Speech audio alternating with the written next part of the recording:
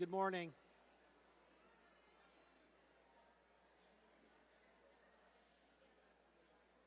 Good morning. Congratulations to Lil Red in third place. For Bethany with 374, and then it's going to be who's winning here. Anyway. Coach Knack, 408. We call that a ringer, where I come from. So, well, welcome back. I hope everybody had a great summer. We've got a great schedule planned for today. And again, the first order of business is for me to just welcome you back. And as I said, I hope everybody had a great summer. I hope everybody's looking forward to a great school year, especially a fall semester. So we'll focus on that first. And I hope that everybody enjoys this school year. I know I'm looking forward to it.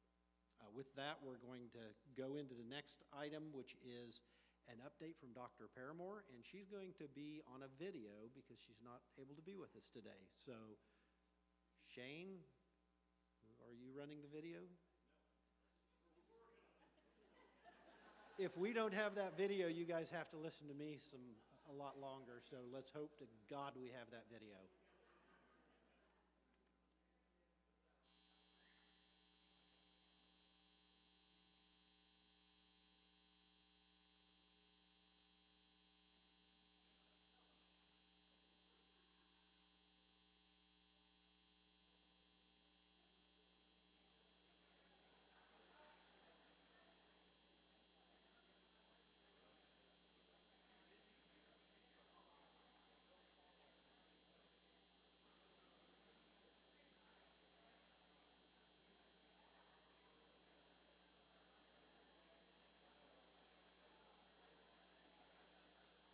Things and rest and also have some time for contemplation. Summer for educators is really a built-in time for contemplation to decide what is it that can help you make a better next year. And that next year is here, right? It's fall 2023. So again, welcome back. I am not with you today. My family had the opportunity to go to Italy with my daughter's basketball team. And we are leaving today, actually. So we will see you soon. Before I go any further, I wanted to make sure to publicly congratulate Gina Esparza on earning the Dragon Educator of the Year award. Woo! Yay, Gina! That's so awesome. Congratulations. Really excited for you. Also, I wanted to give a big thanks to Bobby Obermite and his crew for putting this video together. Very helpful. I really appreciate that you did it in such a quick manner. Thank you so much. So everyone, there's been a lot of activity over the last few months since we saw each other in May. So I wanted to let you know about a few of those things. The academic honesty policy, it's policy number 1002 if you're taking notes, was updated to include language about artificial intelligence or AI. I want to say thank you to the Teaching and Learning Committee for moving this forward and to anyone who had input on making improvements to this policy and procedure. Did you know that the academic honesty policy and procedure is actually on every course syllabus? It's in Dragon Docs, yes, and you can look it up there, but students can also see it on every course syllabus. So I want to really encourage you to take the time to look it over closely before the first day of class, and even take the time to introduce it to your students. I'm a firm believer in if they know what the rules are, they're probably less likely to break the rules. And so encouraging you to just please take a couple of minutes to go over that academic honesty policy and procedure with them. Again, it's easy to find at the bottom of each syllabus. Explain to the students what plagiarism really is, how the institution defines academic honesty, and the potential consequences that they might have for violating that policy. So faculty are also now receiving an electronic copy of the Chronicle of Higher Education every day. It will be coming to your email. Even if you're not really interested in the Chronicle, for faculty, I especially want to direct your attention to a newsletter that you can sign up for called the Teaching Newsletter. It's just teaching, one word. The newsletter will come straight to your inbox a couple times a week, and it discusses how faculty across the country are handling academic things. So student engagement, grading. And recently there's been a lot, as you can imagine, of information about artificial intelligence. So super interesting. It's a great newsletter. If you sign up for it and you like it, great. If you don't, great. That's okay. All good. Just want to let you know that it's there. So I want to encourage each of you to plan to stick around for Dr. Brian Black this morning. I have a feeling that you're really going to enjoy what he has to say, and I look forward to talking with each of you about what you might have learned from him this morning. There are some PD sessions this week that are being led by our very own faculty and are very faculty/teaching focused. You'll also have some department meetings that you'll find on your professional development schedule. So I want you to take advantage of the PD sessions that are happening this week. And in some cases, these may be some topics that you may even have expertise in. And so I really want to encourage you to attend, participate, speak up, share your experience, and maybe you'll learn a little bit of something too. So many of you who office in Lockman 100 are familiar with the fact that we're going to be doing some renovations to the conference room. So plans are in action for that. The architects right now have a variety of big projects going on just on the HutchCC campus, in addition to projects that they have going on with other businesses.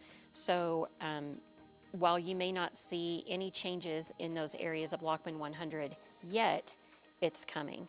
I want to thank Jennifer Forker for coming in last month to a design meeting. We have the plans in place. The materials have all been selected. So we are making some progress there. We're really going to try to shoot for having it ready by spring of 2024. That's a goal.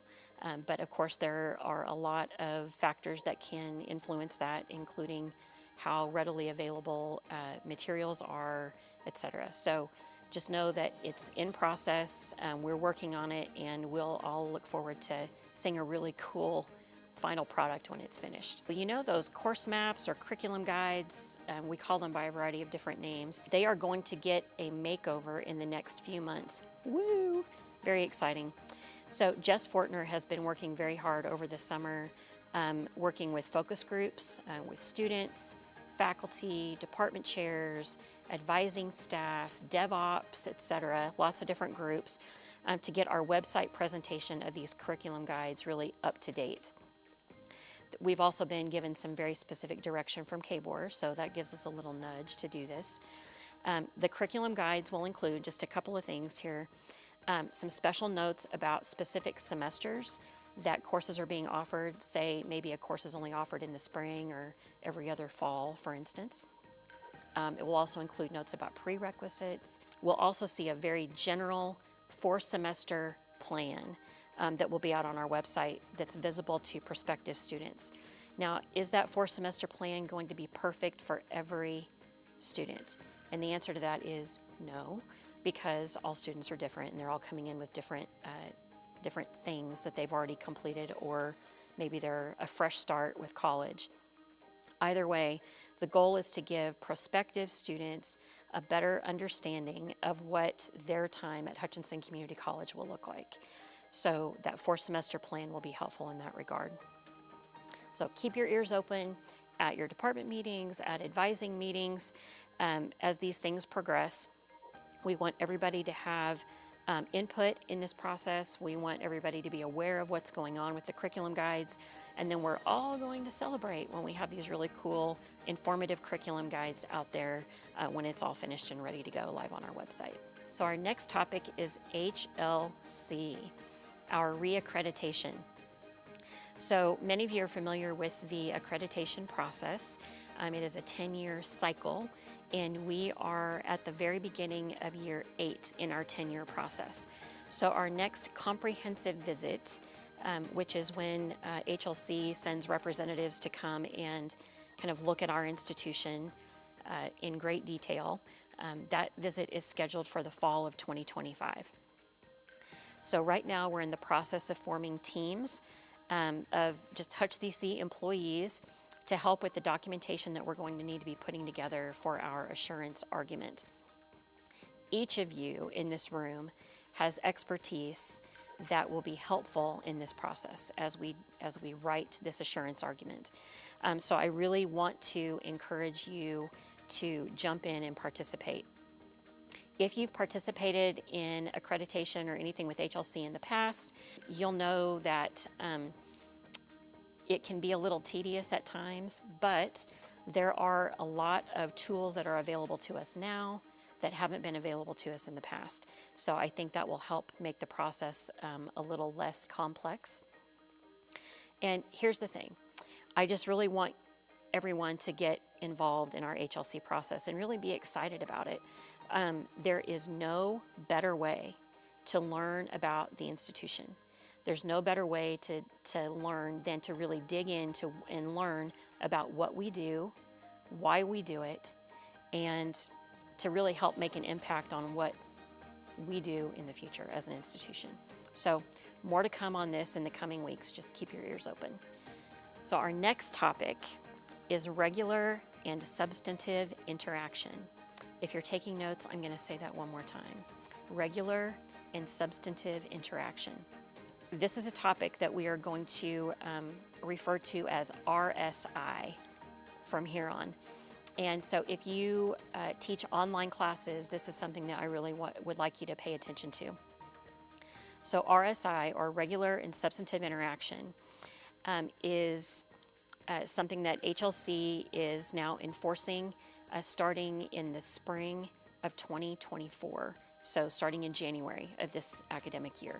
If you teach online, you will be asked to participate in conversations and discussions throughout the fall semester around this particular topic of regular and substantive interaction. The goal of RSI is to help improve the student learning experience in online environments.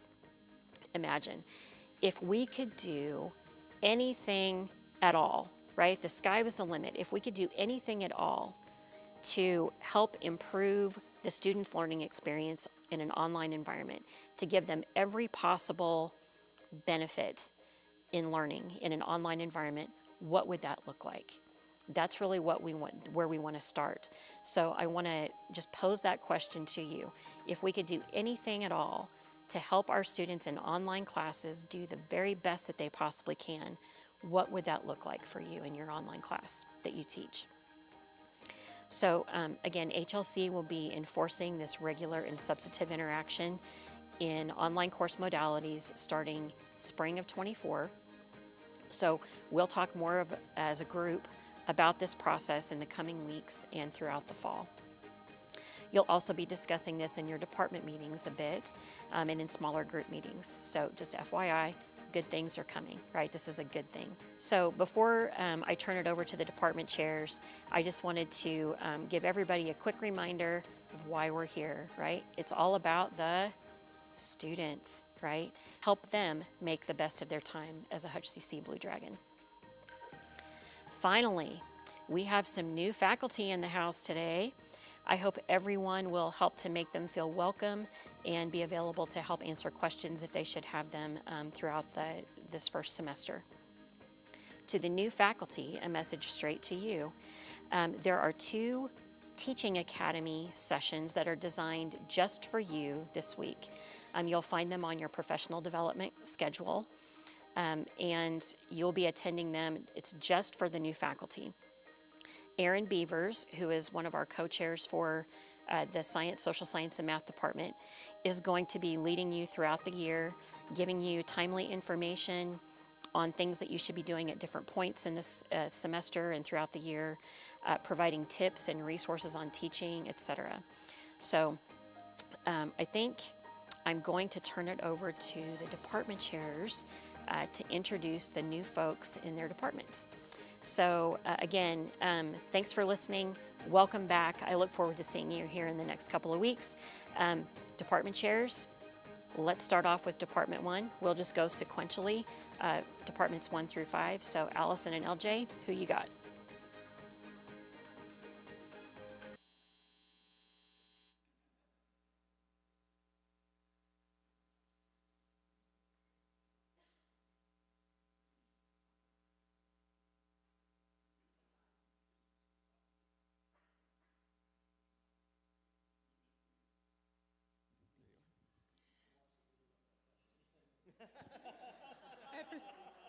I appreciate that. I'm LJ. I'm co-chair for Allied Health Department 1, and we have two new faculty I would like to introduce. The first one is Kim Kerner, and I am not sure that she's here today. There you are. So Kim is full-time for our associate degree nursing program. So she just joined us within the last week or two. So welcome. And just FYI, we sit up here.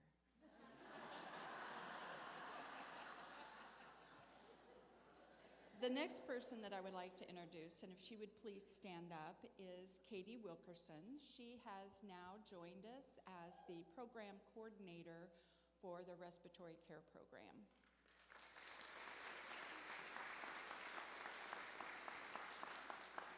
And that's all, folks. Working two, where you at? There you go. All right, good. I'm sprinting. That's what it looks like today. We have a new face. Paul Becker is our new advisor for Department 2, which is Ag Business, Computers, and Technology. Paul, you have to.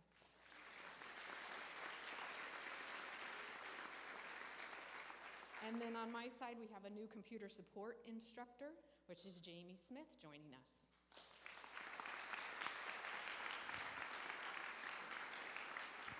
All right, good morning. I'm Sheldon Stewart, co-chair for Department 2. So on the industrial technology side of the Department 2 house, we have two new members. Victor Martinez, he's teaching in the automation engineering technology and manufacturing engineering technology programs. And then we have Brian Baker, he's doing the same, engineering technology, manufacturing engineering technology. Three, where you at? All right.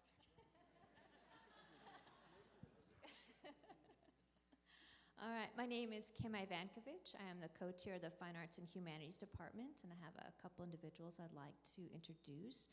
The first is Rob Yates. There he is over there. He is with Outreach, a speech communication instructor, and also can do some English, which is pretty wonderful, multi-talented. And then some of you know that Susan Evans retired this summer, and as a replacement, we have the wonderful Bethany Newburn. Is she here? Oh, there she is. Yes. Thank you. Hi, I'm Frances Johansson, co-chair of Department 3, and I have three people I'd like to introduce. First, Christy Mancha. She is our new English instructor. Second is Miriam, I see you there. Miriam Barton. Miriam will also be teaching English for us at the outreach locations. And then finally, we have a second new secretary, and I don't see where she is. Beth Edwards, there she is. Beth? Some of you have already met her. She started with us back in December. Oh, there you are. Okay, go first. Hello, I'm Michelle Carey, co-chair for Department 4. I have two people to introduce today. First, I got Scott Romiser, new biology instructor, and then I got Thane Ediger, new physical education instructor for us. And I'm Erin Beavers, the other co-chair for Department 4, and we have one new math instructor, Christina Dome.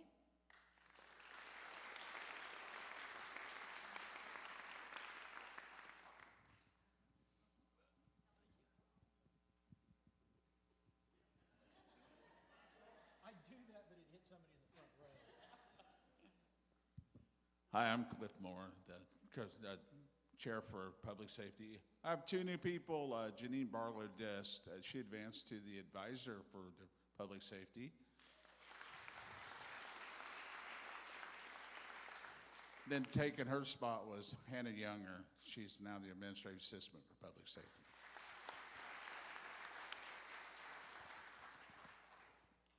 The rest of the employees that have been hired since our last meeting have come across Bamboo, so you've been able to been introduced to them.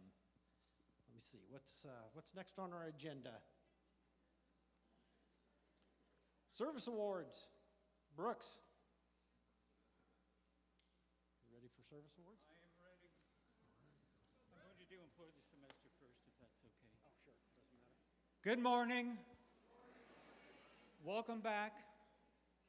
To those of you who did not work over the summer, welcome back. Not that I mean anything by that at all, of course, but welcome back. I'm going to announce our employee of the semester for summer 2023 before we get into the service awards. Serving on the committee were Marie Janikin, give her a hand. Thomas McCauley, give him a hand. And Corbin Strobel. I've seen Corbin, there he is, cool. Thank you. We had tremendous nominations again. Always a very difficult decision to make. But our employee of the semester for summer 2023 never seems to have a bad day. Always attacks and approaches their task with energy, enthusiasm. Our employee of the semester for summer 2023 is Duke Berge in the maintenance department.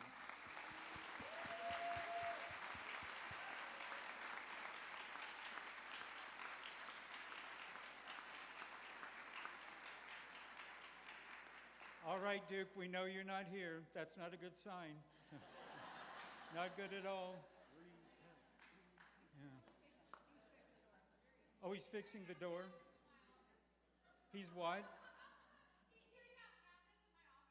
Oh, he was supposed to be here. Okay.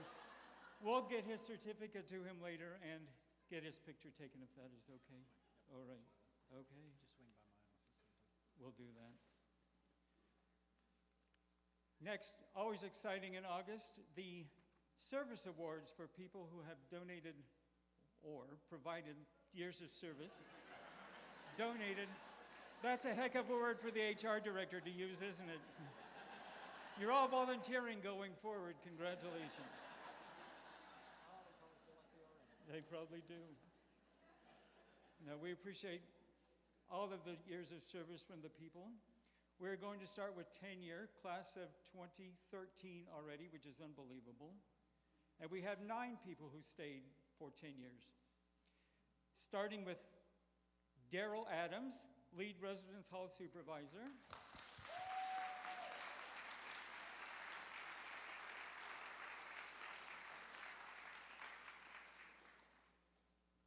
Nathan Butchie, financial aid director.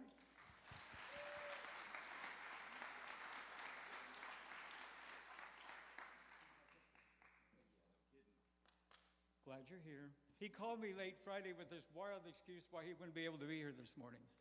So fortunately, he came to his senses and arrived for the meeting. Jennifer Desmond, healthcare training coordinator and trainer in the program.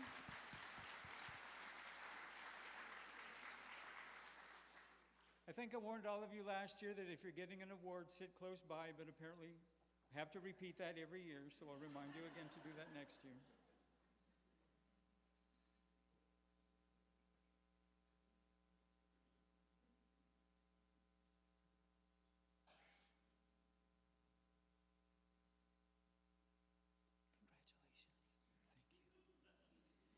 Aaron Ellis, Developmental Academic Advisor for Athletics.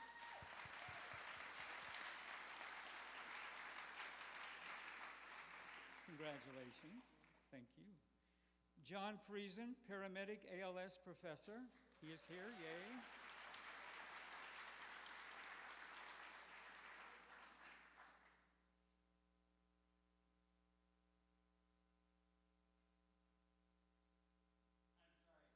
That's, John, I would only expect this from you, so don't worry about it at all.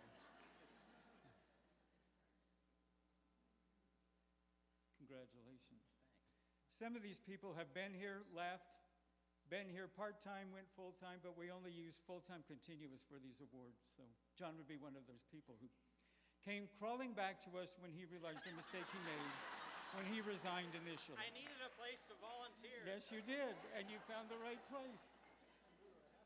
Yes, we were. Jordan Gajewski, custodian. He's here, yay.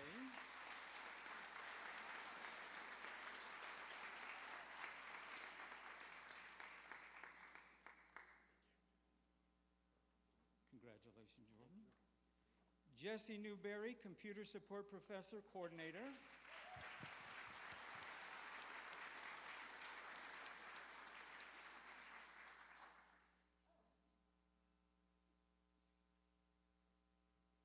Congratulations. Paula Soto, outreach specialist, obviously in outreach.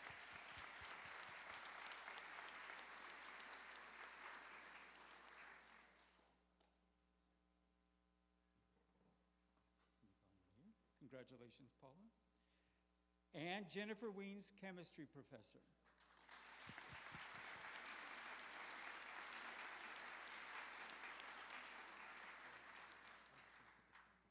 Nope, that's perfectly fine. Obviously, Jennifer is invisible if she is here this morning. All right, give another round of hand for the class of 2013, please.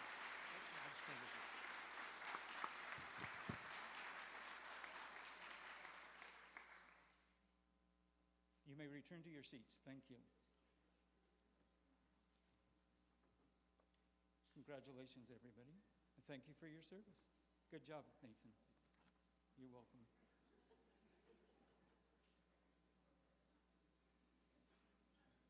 Are you ready? Okay. 15-year. We have 8 employees who have remained 15 years. First of all, Erin Beavers, Department 4 co-chair.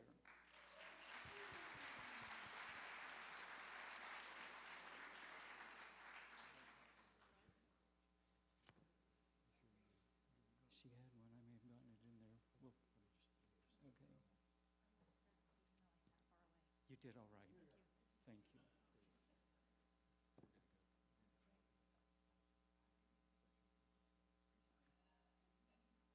Congratulations, Erin. Travis Boo, physical therapist, assistant program director.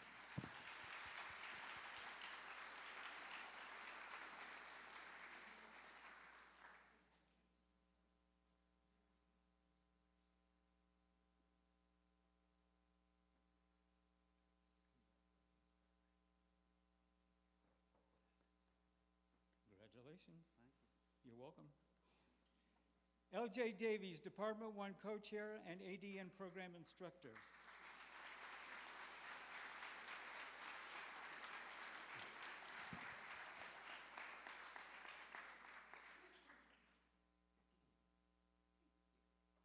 Congratulations, LJ. Ann Gonzalez, hockey custodian. Is Ann here? There she is. Gonzalez hockey. We must not have put those in alphabetical order. I'm sorry, I did not realize that. Yay.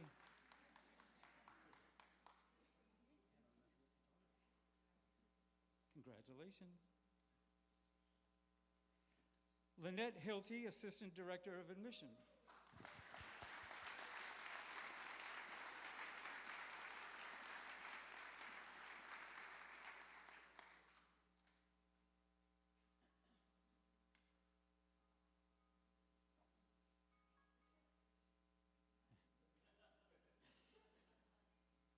I think it was last year everybody tripped. So far we've done a good job this year not tripping. That's really cool. Christopher Lau, Vice President of Student Services. I apologize. I had no idea those were not in alphabetical order. Congratulations. Timothy Pyle, custodian.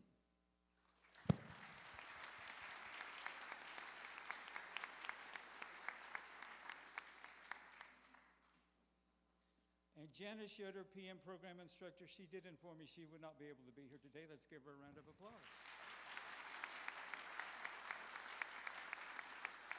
The class of 2008 already, 15 years ago. Can you come get your picture, please? Yeah, good. No problem. Thank you. Thank you. Congratulations, everyone. Thank you. Yeah, that's 20. Should be 2 of them. Okay. We have 2 20-year recipients. First, Brian Bird, physics, physical science professor.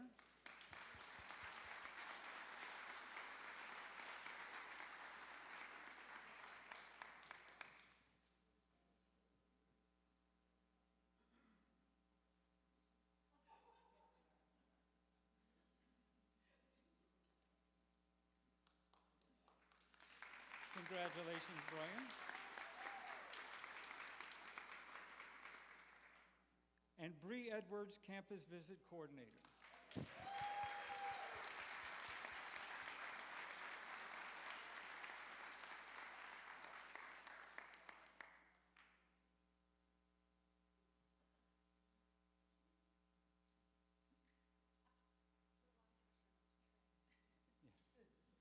You did it. Good job. Congratulations. Picture time again. The class of 2003, give them a round of applause, please. 20 years, unbelievable. Thank you.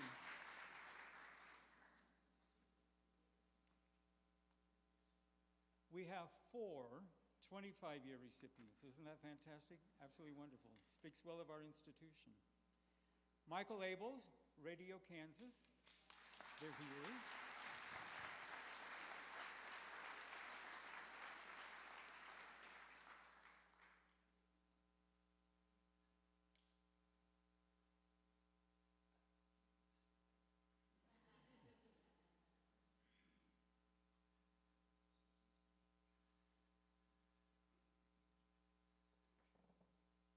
Congratulations, Michael.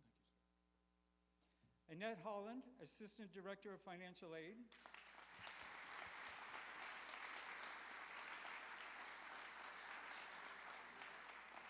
Congratulations. Thanks for being here.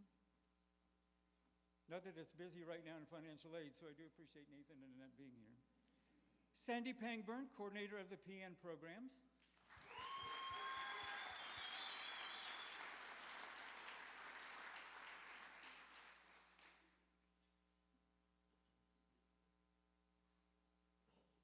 Congratulations. And Brenda Taylor, custodian.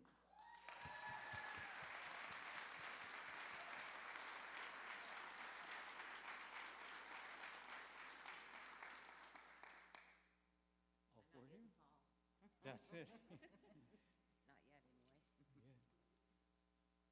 Yeah, thank you. I have to scold you again. The class of 1998, give them a hand, please. Thank you. Thank you. Congratulations, everybody. Yeah. We have 2 30-year recipients. I'll let them get seated again.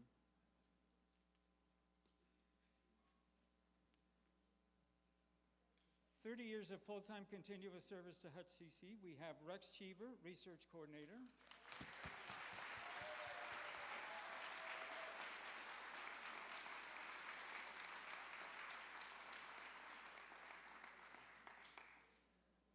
Congratulations. And Patty Kolaric, Business Administrative Technology Professor and Coordinator.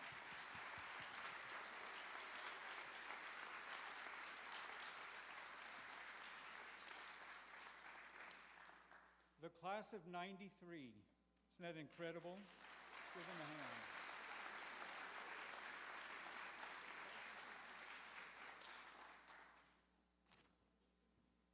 We have 3 35-year recipients. Are you ready? Neil Alsop, Professor and Director of Choral Activities.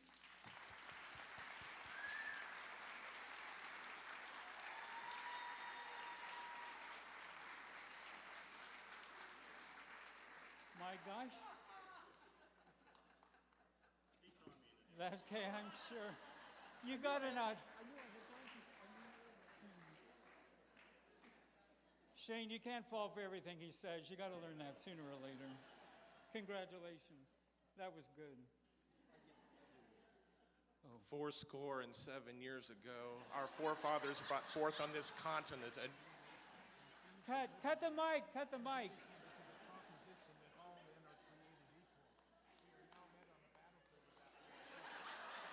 Good job. Leah Chandler, Director of the Volunteer Center, RSVP.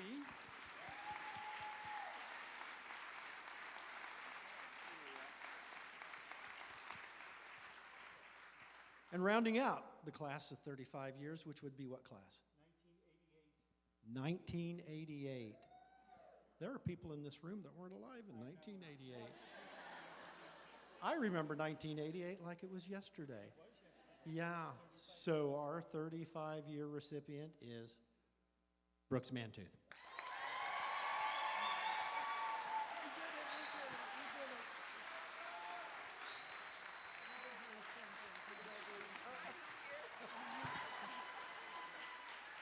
Scoot down that way a little bit. Scoot down. Let me get in. Whoa, class of 88. Did you do the finger thing behind my head? Oh, I thought only one finger. Okay. International salute of love. Thank you, Father. You're welcome. Nice sort of microphone back then. Thank you. We have a 40-year recipient this year, which is fantastic. We haven't had one in a couple of years. Our 40-year recipient, 40 solid full-time years of service to HutchCC, is Carolyn Parson, Kansas Promise Act coordinator. Give her a hand. Stand up, stand up.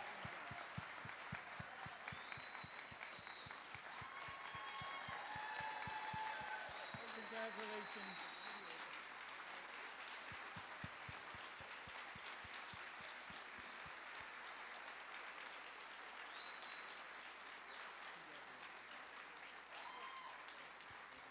Those of us who have worked with Carolyn all these years have been phenomenal to learn from her knowledge and experience. So very appreciative for the service you've given to HutchCC, Carolyn.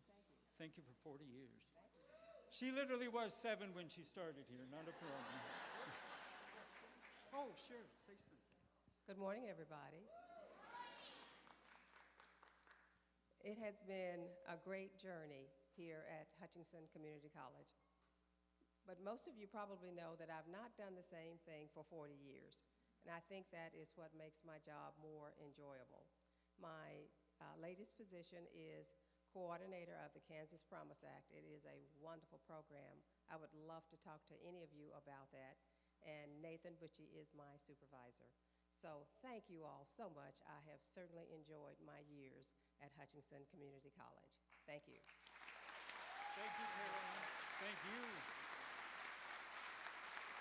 Thank you very much. You got this is the three people who didn't weren't here In there. Okay. I'll get them to you. Thank you. Thank you, everybody. Thank you, Brooks. Let's give Brooks a round of applause for doing that.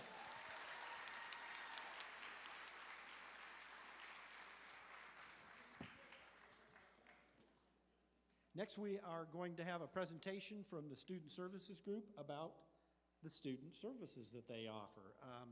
Debbie Graber, would you please come up and introduce the student service folks who are going to be doing this? Good morning. I'm Debbie Graber, the coordinator of student of counseling and social work services, and we're housed in the Student Success Center. So the people that I want to introduce that are going to be also helping out with this are Angie Flynn, who is our administrative coordinator or administrative person helps Lisa Jolliffe with accessibility. Stacy Unruh is our student advocate and advisor. Christina Long is our registrar. DJ Chastain is going to be talking about our career counseling and career services that we can offer to students. So what I want to do to start off this is just talk a little bit about counseling and how that works for students. Because as Dr. Paramore talked about HLC, one of the things that has come out in the last few years or so is that many of our faculty and staff didn't know or didn't understand well enough how to communicate to students in need that we have counseling services here at HCC. And sometimes it's a little confusing because a lot of our students are coming out of high school and they hear counselor that they have in high school, and that person does a lot of things. There may be guidance, they help them enroll, they maybe help them with some of their college stuff. They maybe talk to them about some of the issues that they're having at home. But here on campus, when you hear counseling services, we are mental health counselors. And HCC is very fortunate in we are the only community college here in Kansas that we have 3 licensed mental health therapists. And I want to introduce them right now. We have Heather Enox, who's just joined us July 1. Kelby McGill joined us late last spring, and she's doing another training, so I don't think she's gotten over here. And then at the McPherson Center, we have Debbie Gieselman also. So, thank you. So what I want y'all to know is that mental health care professionals, mental health therapists go through a licensing process. And like I said, we are all licensed therapists. And although Kelby and Heather are new to HCC, they are not new to providing counseling services. So as I was thinking about it last night, just a rough total in my head, I figured out that between the 3 of us, and this isn't counting Debbie Gieselman, but between the 3 of us that are here on main campus, we've got close to 25 to 30 years of counseling therapeutic experience. So we bring a lot of expertise in a lot of different areas that we can assist students with. So how does it work? If a student maybe approaches you, or you approach a student because you notice that things aren't going quite as well as it had maybe in the first of the semester, maybe that student is coming in and they're really, maybe missing class, or they really look down in the dumps when they come into class, and you just and you reach out and ask them. If a student comes to the counseling, they need to come to the Student Success Center. They can either come by or they can call us to schedule an appointment. And counseling can look like a lot of different things. It can maybe be something that they just need to talk through, and it may be 1 or 2 sessions with a therapist, or it may be long-term care. But no matter how many sessions they have, the counseling services are free to the students. Sometimes we have students that come in that are in crisis, and we try very hard that if a student is in crisis, we try to keep them in our office. And Michelle Wortham is our administrative assistant, actually works for Christopher Lau, our VP of Student Services. But Michelle is very good about keeping that student in our office until a therapist has had a chance to chat with them and evaluate what steps we need to take from there. There's a lot of buzz out there, and you're probably hearing it on TV, that there's a lot of services, and some colleges are using contracting services so that students can do telehealth for mental health. And we're taking a little different approach here for right now, because we do have 3 very qualified therapists on staff. And I will tell you, I'm really very glad, because we haven't been full staff since January. So it feels really good to be at full staff again. But our approach has been that we try to take care of as many things as we can with students face to face. If we need to refer them, or if students need medication management, that sort of thing, then we have good relationships with Horizons Mental Health and also with Prairie Star. And our students, for some of you that may not know, our students can have 2 vouchers per semester to go to Prairie Star for medical services, and medication management is one of those services that is covered with that student voucher. So we updated our brochure. We did not change the picture on the front. So if you think, oh, I've got one of those, some of you, I went around to the tables in the theater and was able to pass these out to you, but we have a lot of these, has all of our updated information. So you might want to keep this handy in case students need it. One other quick thing that I want to tell you about is the food pantry that we're going to have this fall. We are very fortunate in that we were able to obtain a grant from the Kansas Board of Regents, and they made grants available to colleges to start or add to food pantries. And we have never had a food pantry here at HCC, and really kind of thought that we probably needed to, but you know, it's very difficult to get one started and get it up and going. So last spring we got a significant grant. We had a short amount of turnaround to spend the money, get things in. It is a work in progress. I will tell y'all, we are building it from the ground up. Myself and Kelby McGill, are kind of taking the lead position on that.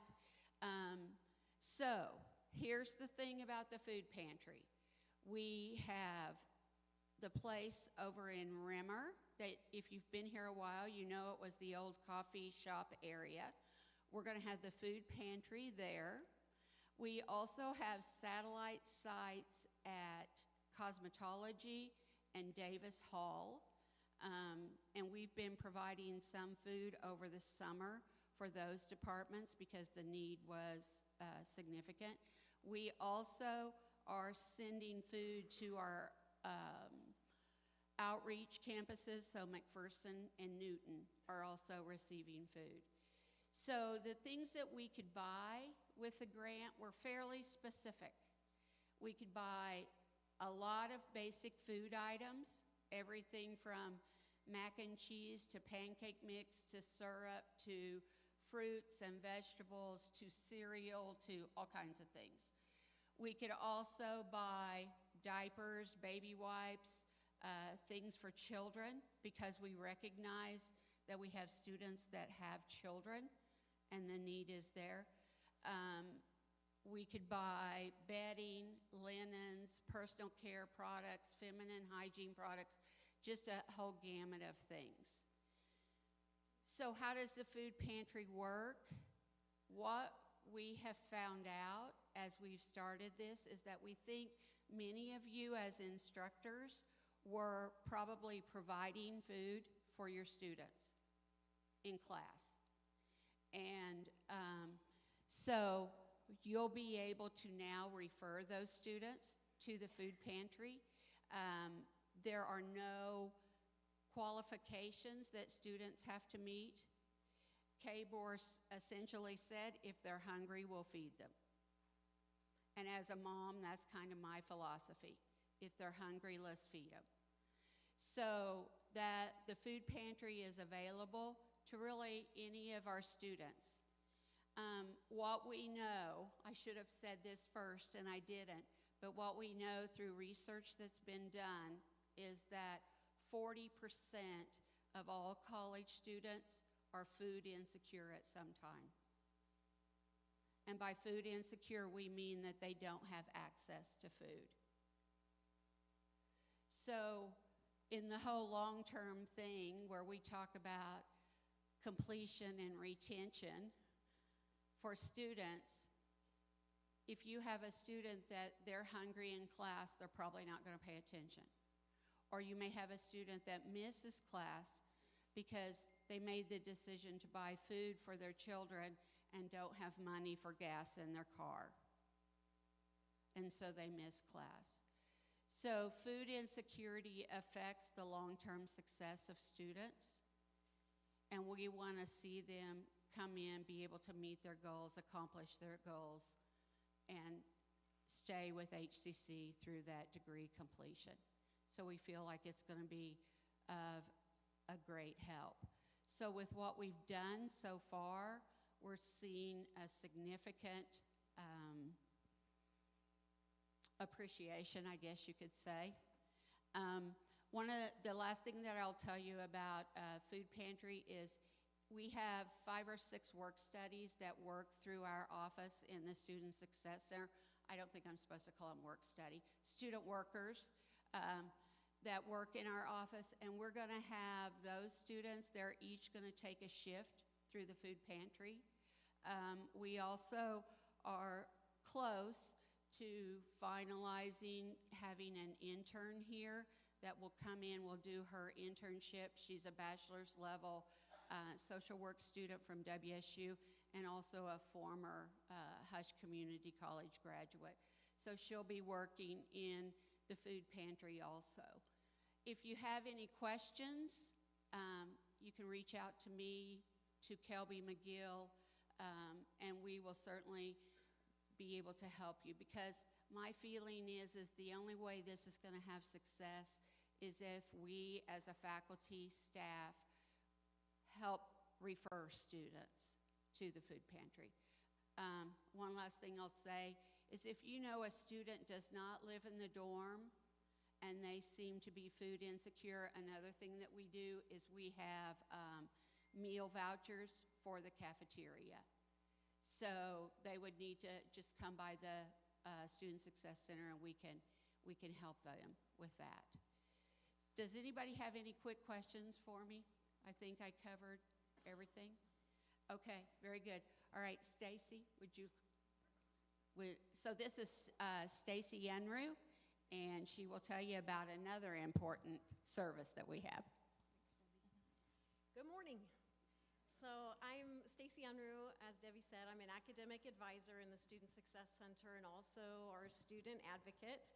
And what that student advocacy piece looks like for me is meeting one-on-one with students who may need additional assistance with executive functioning skills, like managing their time, maybe getting organized or staying organized, or academic skills, learning how to study. A lot of our students never have had the need to really learn how to study. So I love working with students in that capacity.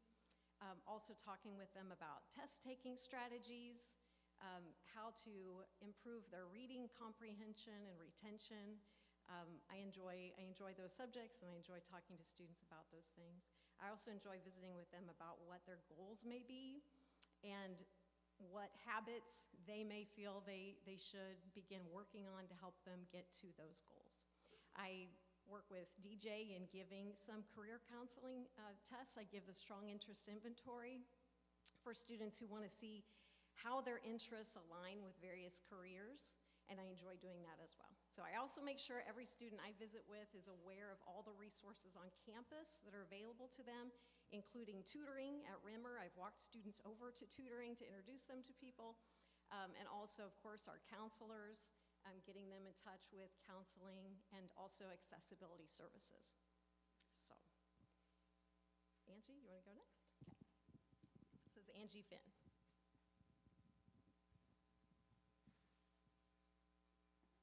I'm Angie Finn from Accessibility Services. Normally Lisa Jolliffe would be up here doing this, which would be quite fine with me actually. But she's not here today, so bear with me as I do my best. I just want to real briefly explain what we do, who we are, who we not are, who we are not. Basically, what we do is provide accommodations for students based on the Americans with Disabilities Act and Section 504 of the Rehabilitation Act.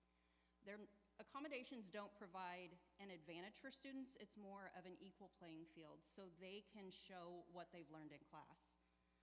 If you have students in class that are struggling, key things to maybe listen for are if they say, hey, in high school I had an IEP, I had a 504 plan, I'm just really struggling, or I'm not good at reading, I struggle with math.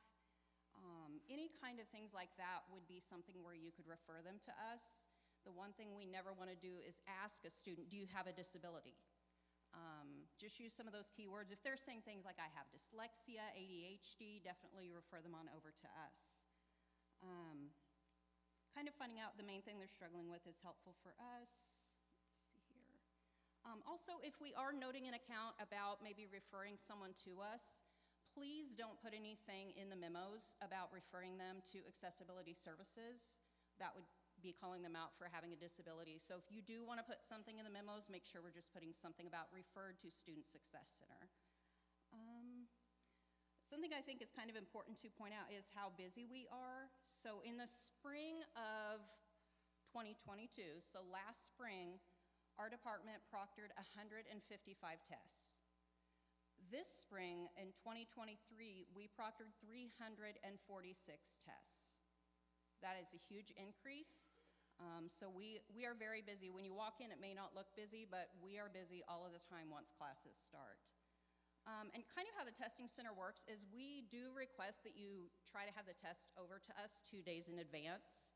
We know a lot of times that's not possible because the students don't tell you 2 days in advance. But if they do, it helps us a lot to make sure we have the proper accommodations in place for the student. If they need reading software, I have to have that loaded ahead of time.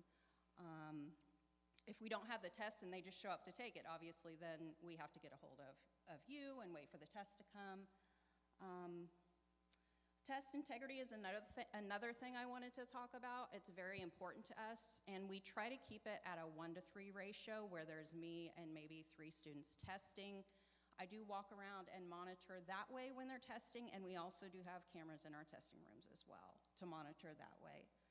And another thing also is that we do process and return all of the tests on the day that the students take them, whether that be through the inter-office mail where they go down to the mail center, or if you're coming to pick up the test, they are ready at the end of that working day.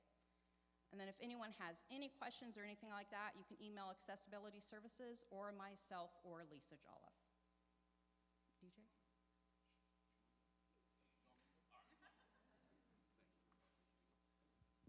Good morning. I'm going to be quick. Thank you for the applause. One of the things I want to talk about, they've talked about all this great stuff, and I'm sorry, I'm going to pull the mic back so I don't blow everybody's head off. I have a big voice. So we do career counseling in our office, and we do a lot of career counseling in our office. I'm a Myers-Briggs type indicator expert, so I'm an MBT. I'm a personality guy. That's what the kids call me, the personality guy. I don't know about that, but we do a lot with the Myers-Briggs, and then Stacy uses the strong interest inventory. I see probably about 300 to 400 students a year personally using personality stuff. One of the things the college allows me to do as well is go out and work with different groups. So I actually did a couple of businesses this year and tried to help them to get along better. They were having some fighting inside the business, and it was costing them a lot of money. And so they asked me to come out, and we had some good success with that, just having some fun with personality and trying to understand each other. And personality type, we also work with our therapists. So every now and then Debbie will say, hey, I got a kid I'm not making a breakthrough with, and they'll send them over, and we'll find out that their personalities are conflicting with each other pretty seriously. So we come up with strategies to do that. But our goal is, as you know, 70% of students say, yes, I know exactly what I want to do, and they don't. So we realize that number is about 20% that actually know what they want to do. So what happens is 70% of students change their major at least once. Of those 70% that change it, 40% change it again. And with all of the problems that we have, and I don't say problems, all of the rules and things we have with financial aid and getting your degree and things done, that can become a problem.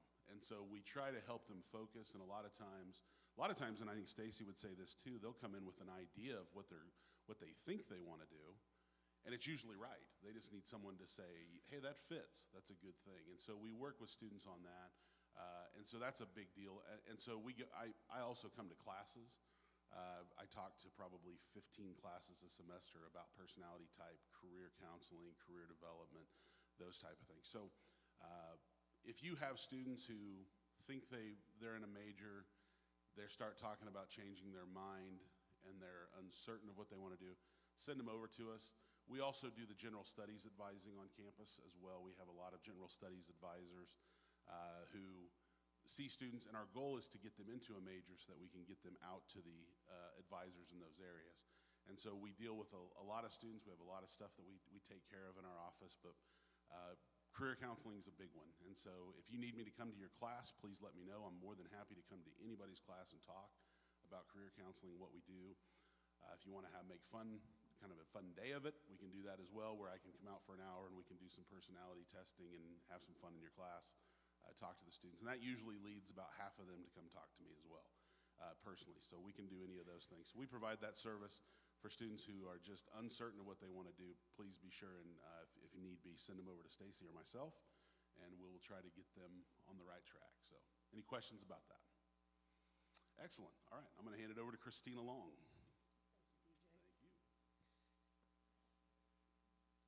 Christina Long, most of you guys know me because I've been here forever. I just didn't hit one of the milestone marks this year. That's in my near future. I heard that Student Services was going to be giving a brief presentation, and so I thought I would give one of my shameless plugs for FERPA, one of the registrar at any college's favorite topics. We have to stay on track with FERPA. We've heard the HLC word this morning. So when they're on our campus, they're going to want to know that we have a strong understanding of what the Family Rights to Privacy Act means for our students. And essentially what it is protecting their educational documents that we have on our campus. I wanted everyone to know that there is a new learning opportunity in the Learning Library. The foremost, the person with the most knowledge about FERPA in the United States, who wrote this book, created the training that I have dropped in the Learning Library for everybody. It has 2 tracks, one track for staff and one track for faculty. So I'm hoping that that will encourage you that you are receiving information that is pertinent to your role at the campus. I also have not made this a required training. If it's a required training, your supervisor is going to know every month whether or not you have completed the training. I did not want to put our institution in that type of a situation, but I would encourage everybody to go out and go through the training. It's brief. It's kind of fun. I mean, I'm a registrar, so I can say it's kind of fun. And if you can get this training completed and send me an email before the end of August, I'll make sure that you get an HCC branded t-shirt sent over to your area. There are some other enhancements in the Learning Library. DJ Chastain created some very brief trainings on how a student would say that they want to opt out of directory information being shared. Directory information, which you all know is part of the FERPA regulation, is information that we can give out, but the student has the right to say, I don't want it given out. We've created an electronic opportunity for students to complete that information, and DJ did a brief training on that. So if you have any student approach you who indicates that they would prefer that their information not be shared, that's something that they can do in Dragon Zone. They can either review the tutorial or contact the records office on that. Thank you all for being back this year, and I think that's it from Student Services this morning. Thank you, Christina. We're going to have a redo here. Brooks, if you would come forward. And while we're doing this, did everyone get a red ticket when they came in? Does everyone have a red ticket? If you don't have one, if you don't have a red ticket, it's for the door prizes. If If you do not have one, raise your hand and Deb Ash will make sure you get one. I think Deb's still here. Who's gonna hand them out? Somebody? Anybody? There we go. All right. Okay. Thank you. You've heard this before. Our Employee of the Semester for 2023 summer, the reason he was selected is because he works so diligently, he can't take time off to go to a meeting. Our Employee of the Semester for summer 2023 is Duke Berge with our maintenance department. Give him a hand.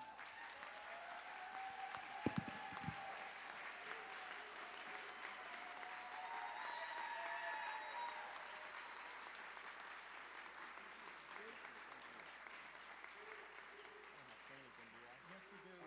10-minute speech. Thank you. Congratulations. Thank you. Good job. Thank you. I appreciate it. Give him a hand. All right, where are we at?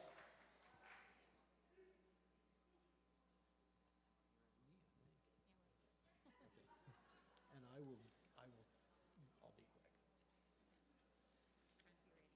Okay. All right, I'm going to do a very quick campus update.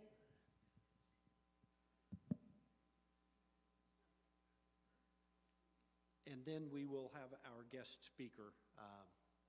So, campus update, we've got a number of projects going on, and we've, you walk around the campus, you see what's going on, but there are some things that we're doing that a lot of people may not even see or know that are going on. So let me start with the obvious ones. The green space. We've finished the courtyard. I probably should start with the courtyard. The courtyard is substantially complete. There was a punch list done on it on the 3rd. The 2 remaining items are the brick H has to be installed, and we are also waiting for all of the donor bricks to be etched and installed.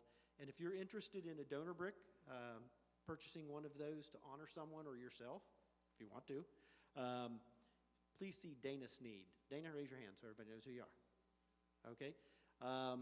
Then, now that we've finished that, we've pivoted to finishing up the green space, which the space formerly known as the tennis courts. We've got to find a better name than green space. I was running a few through my mind. Most of them had file in them somewhere. The last concrete pour should occur by the end of August, so it's anticipated this project will be completed in September. Now, it'll be completed. Everything will be put in place. We're seeding it, not putting down sod, so it'll still be a little bit messy for a few months. By spring, it'll be absolutely beautiful. The Pill Center, we're continuing that project. The second floor of the Pill Center is almost completed. There's some problems with the elevator, getting a disconnect for it. So for all you electricians in the room, you know what I'm talking about.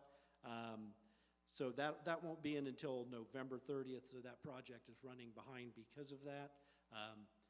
It's going to be completed and ready for the spring semester. Reminder, that project was financed partially through a state grant and partially through a county grant and college money. So about over 50% of it was paid for by state and county money. The barbering program, we're going to start that project. We're going to start it on August the 15th. It's expected to take about 18 months. We should be able to start 20 students in each class, and through creative scheduling and creative staffing, we should be able to have more than one start per year. That'll probably be years 3 and 5 as we get better at how to do this project. This is a new program to the college. Hospital simulation site, we're partnering with the Hutch Regional Medical Center on it's their 4200 suite, so it's the 4th floor at the hospital. We're taking over 5 or 6 of the rooms, and we're going to create as close to lifelike simulation as we can for a hospital. We're providing the simulators. They're going to provide the space. This is a HRSA project. We were granted $3 million in January, or so they told us, right, Julie? Yeah. We haven't seen a nickel yet, but they swear it's there. We're going to start buying the simulators. We're going to partner with the hospital. We'll use it for our nursing students. They'll use it for their staff. Davis Hall is also going to be part of the HRSA project, and we are just at the very front of this project. We will renovate and improve all of the student-facing spaces. Classrooms, some of their break rooms and those types of things. Like I say, we're in the planning stages. Don't really have any other details on that. Tricia already mentioned Lockman Hall 100, so I won't go into it. It is on the schedule. It's just a matter of finding the right place to get it bid, get the architects to complete it, and get the contractor in here to do the work. So those are the things that are kind of physical plant type stuff. Under the kind of software and processes, the strategic enrollment management continues to develop. The SLATE project, I'm going to just read from the most recent update of the Strategic Planning Steering Committee minutes. SLATE captains are continuing to work with consultants. Carnegie _ on the SLATE application and the Second Chance Pell application. Bianca Kunzinger was hired as the new CRM coordinator, and she started her role on July the 3rd. Separate meetings are being held with our internal DevOps team, the developmental operations team, to determine what data is needed from the application to create a student account employees. So we're going to take the data out of SLATE, and we're going to put it in our current SIS. Remember that, current SIS. Additional projects include the development of reports and dashboards related to student interest and staff assignment, review of materials and checklist, items, rules by student type, and finally, discussion around custom permissions. So we're building SLATE out to be the student-facing software. That's what it's designed to do, is collect all data about the students. Then we need to get that data into our student information system. Regent Phase 2, the Regent implementation, for a reminder, is the new financial aid software, and I know that SLATE's been tough sledding. There's no question about that. But I will say that the Regent project for the financial aid people has been really taxing and challenging, and they've done a fabulous job. Let's give the financial aid folks a round of applause for the work they're doing.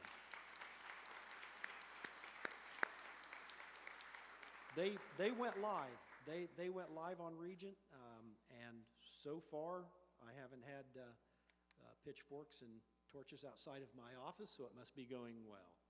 But I know it's been a tough project. Again, DevOps has also been involved in that because we have to pass information between these different systems, and while it sounds simple in theory, it's not. I'll just leave it at that. Microsoft 365, the converting from GroupWise to essentially Outlook email and the Microsoft 365 suite, it continues to go on. There are some folks in the IT department that are already using Microsoft 365 to try it out, and they have an additional group of what I'll call beta testers. Once they're comfortable with the way Microsoft 365 interacts with our other systems, they'll start rolling it out, and they'll start converting GroupWise mailboxes to Microsoft 365 mailboxes. The new SIS process. So we're getting a new student information system. I'm going to summarize this. We're going to scour the earth for the best student information system. We are also going to involve a number of staff. We are having in right now Genzabar, Ellucian, and Workday are all coming to campus to present their products. We are using Poise, which is an old product. It's a Genzabar product. It's coming to end of life. Genzabar has informed us that they will no longer support it after 2024, spring of 2024, late spring of 2024. We own the source code, so we're in no danger of them shutting it off. But we are in danger of not being able to make updates to it, not being able to upgrade it, unless we want to do it ourselves. That's not a task I think our ITS department really wants to take on. So what we're going to do is look at an alternate solution, and over the next 18 months, probably they want to make a decision on which product to use by Halloween, the 31st of October. And the next thing they're going to do then is implement, and that'll take about 18 months. Along with the new SIS, we're going to put in place what's called a document management system. And that document management system will hopefully take all of the paperwork and all of the workflows that we're doing now and make them more efficient and make us have to use less paper. But more importantly, what document management systems generally do is they make you look at your workflow. They make you look at your workflow and make sure it's the most efficient way to do it.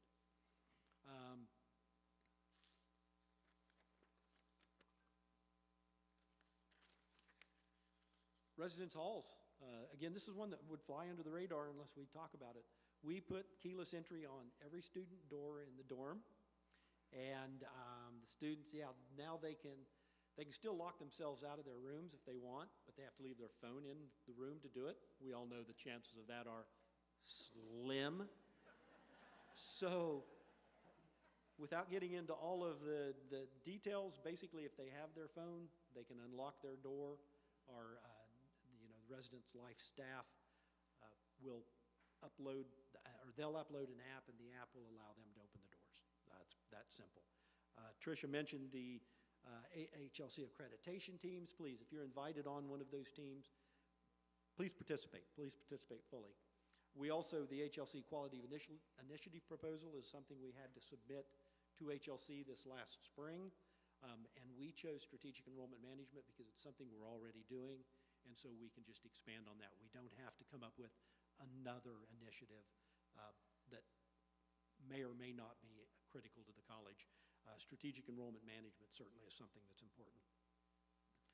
Real quick, enrollment numbers. Enrollment in the summer of 2024 was up almost 9%, 8.98% to be exact. Yeah. If we could do that again in fall, I'd be smiling a lot. And so from my mouth to God's ears, that happens, all right?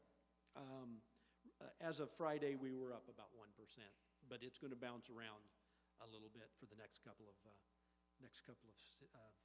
weeks. Just a shameless plug for the endowment. If you want a discount card, they are available. Please go to the endowment office and see Tammy, and she'll be happy to set you up with one. Is Tammy here? Tammy, wave. Finally, it is my pleasure. Is Ryan Deal in the house? Ryan Deal, you in the house? Yeah, okay. Ryan, would you start walking down, since I think you got as far as you possibly could from up here? It's my pleasure to honor Dr. Deal, Phi Theta Kappa. I got a letter from Phi Theta Kappa on Friday. I'm just going to read the first couple paragraphs. We at Phi Theta Kappa owe a tremendous debt of gratitude to our chapter advisors, whose dedicated service is responsible for the success of our local chapters. Advisors are truly the lifeblood of our organization, and we are delighted to recognize them for their years of service. On your campus, we are proud to honor Ryan Deal for 5 years of service as an advisor to Kappa Gamma chapter. And it goes on to say, please join us in expressing gratitude to your chapter advisor for services rendered to Phi Theta Kappa over these many years by presenting the enclosed gift. You can all see this, right? During an appropriate occasion.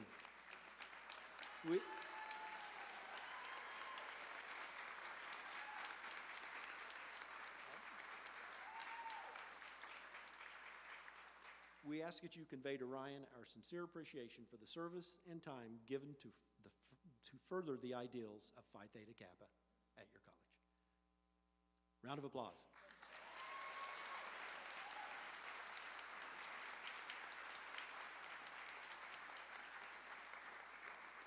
With that, I'm going to ask Jess Fortner to come up and take over. Have a great semester.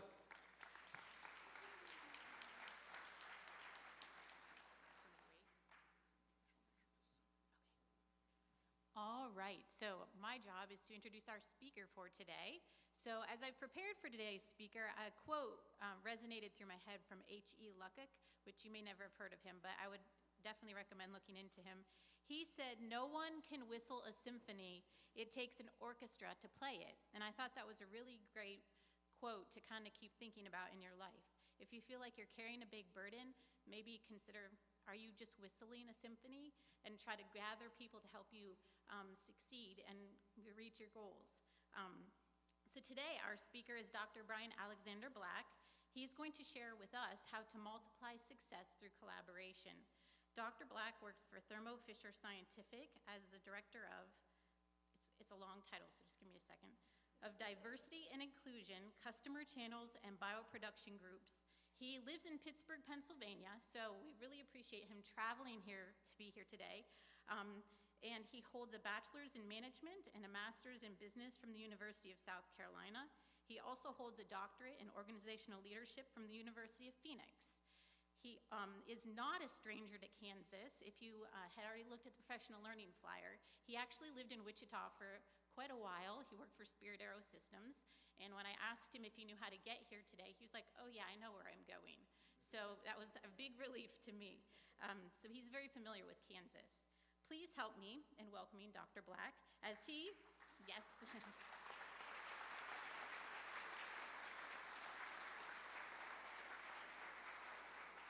I want to finish my sentence. I have a good ending sentence, okay?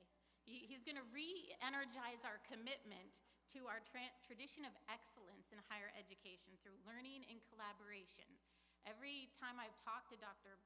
Black, I find myself being like, oh yes, the world's going to be great. So you will find him that way today too, I'm sure of it.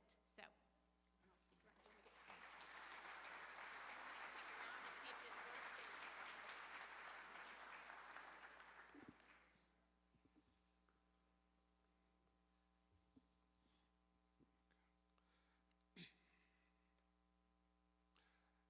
Out of the night that covers me, black is the pit from pole to pole. I think whatever gods may be from my unconquerable soul. In the fell clutch of circumstance, I have not cried out loud under the bludgeonings of chance. My head is bloody, but unbowed. Beyond this place of wrath and tears looms but the horror of the shade. And yet, the menace of the years finds and shall find me unafraid. It matters not how straight the gate, how charged the punishment to scroll. I am the master of my fate. I am the captain of my soul, by William Ernest Hensley.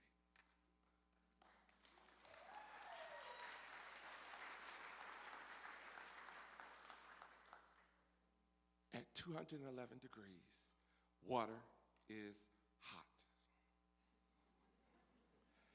At 212 degrees, it boils.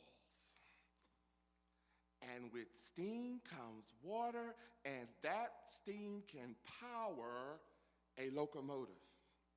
Just raising the temperature of water by just one extra degree means the difference between something that is simply very hot and something that generates enough force to power a machine. This is simple, uncomplicated metaphor is the basis of my presentation today. Collaboration is the extra degree needed to multiply success. Stick with me. It simply reminds us that seemingly small things can make tremendous differences. So, if you're willing to raise the temperature by one extra degree to multiply the successes here at Hutchinson Community College, let me hear you snap your fingers. All right? You with me? You with me? If you are truly willing to consistently push to make that extra effort in every task you undertake here at Hutchinson Community College, turn to your neighbor and say, "Oh yeah." Turn to your other neighbor and say, "Oh yeah." All right. It's just that dramatic. It's just that dramatic.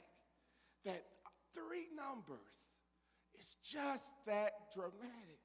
That three numbers joined together to form this crystallizing message that absolutely assures life-altering, game-changing, positive results for those who choose to apply it each and every day. So if you're willing to apply it each and every day, I ask for you to stand on your feet. Let me try that again. If you're willing, stand on your feet, clap your hands, and make some noise. All right. You may be seated. All right. Good morning. I bring you greetings from the great Commonwealth of Pennsylvania. I am truly humbled and honored to be here this morning. Grandmama used to say, folk don't have to be nice, and folk don't have to invite you to do anything. So at a minimum, great grandmama would say, you should say, thank you. So I'm going to say thank you today. First, many thanks to Dr. Carter Fowler, our president, and I have to give a big shout out to Mr. Christopher Lau, because you're the reason why I'm here, right? So thank you, and the President's Council for extending the invitation. Now, I got to give a shout out to my homegirl, Miss Jessie Fortin. Let's give her a round of applause. Woo! She is the planner extraordinaire, I must say. She has ensured that I was here on time and prepared. So thank you, because that's a hard thing to do. Now, I am from South Carolina, can you tell? All right? I tell people that I am from Greenville, South Carolina, but I'm really from a little town called Pelza. That's about a population of 500. So understand that as I talk and as I get more excited, my southern drawl will get even more exciting as well. Now, here are some things that you need to know. My grandfather was a Baptist preacher, and he always said, don't make people glad to see you come and glad to see you go because you talk too long. So, I will assure you what Elizabeth Taylor assured all her husbands, I won't be keeping you long. Now, in the tradition of the African American church, let me come to a close means that there will be at least 3 closings. And if I get happy, there might be 2 more. All right, somebody know about that, all right? Hello, okay, all right then. I see, Now, in order to get the preacher to close quickly in the traditional African American Baptist church would require encouragement. And the way that you encourage the pastor or the preacher, you would have to do like wave your hand. If it felt real good with you, you might even do a little dance. And you could just say, I know we at HutchCC Community College, Brother President, but you could say amen, but that may not be good here at the college. I understand. I get that. But the idea is to encourage. However, I'm going to try real hard, but I'm going to tell you something.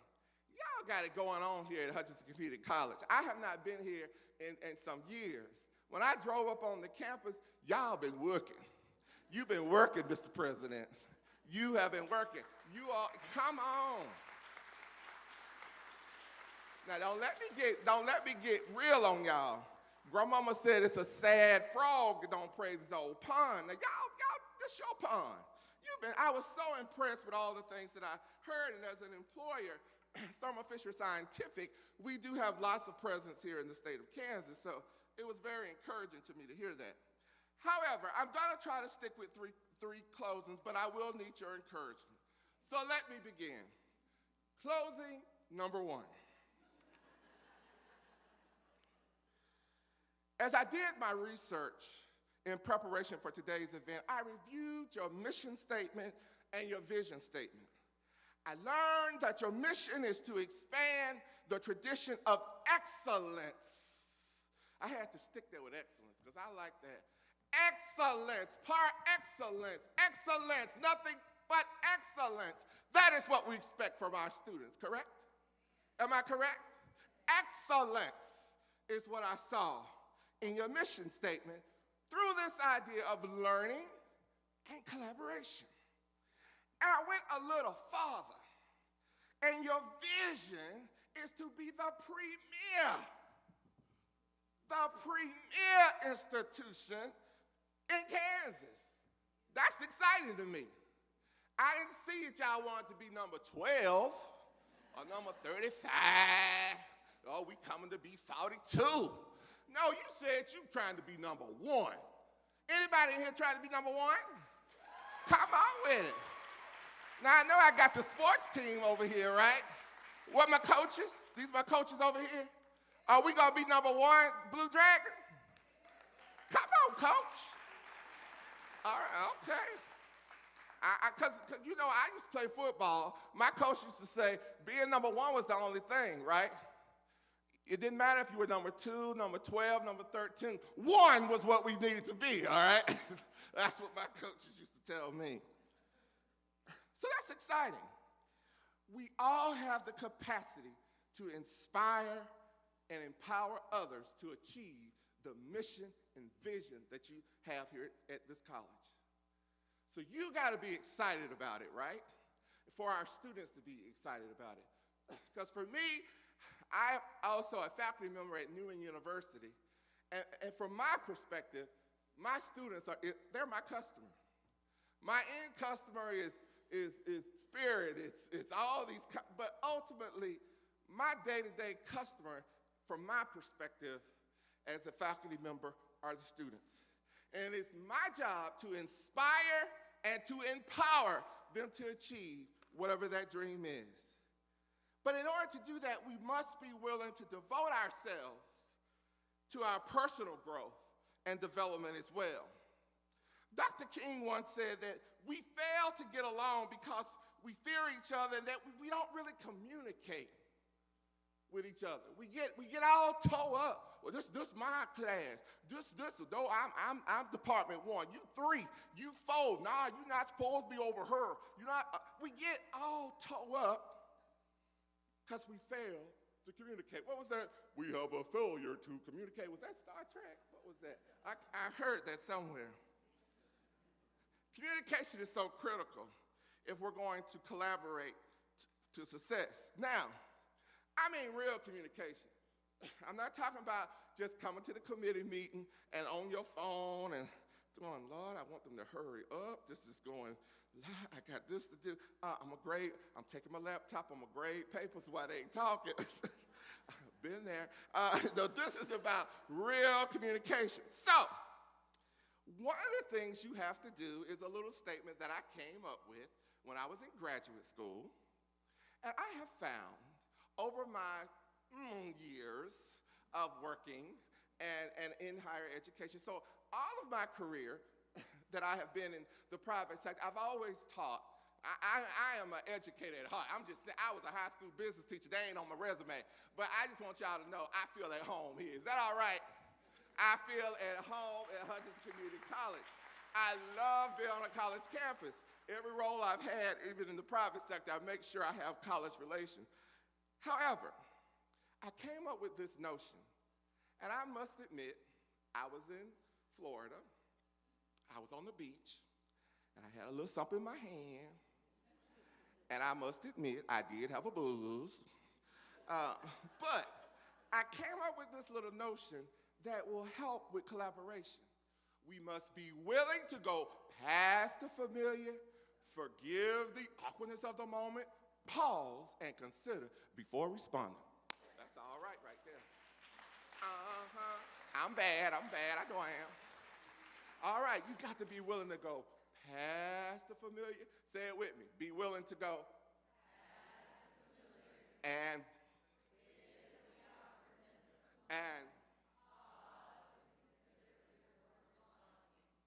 I taught fourth grade too. So awesome, good job. Give yourself a round of applause.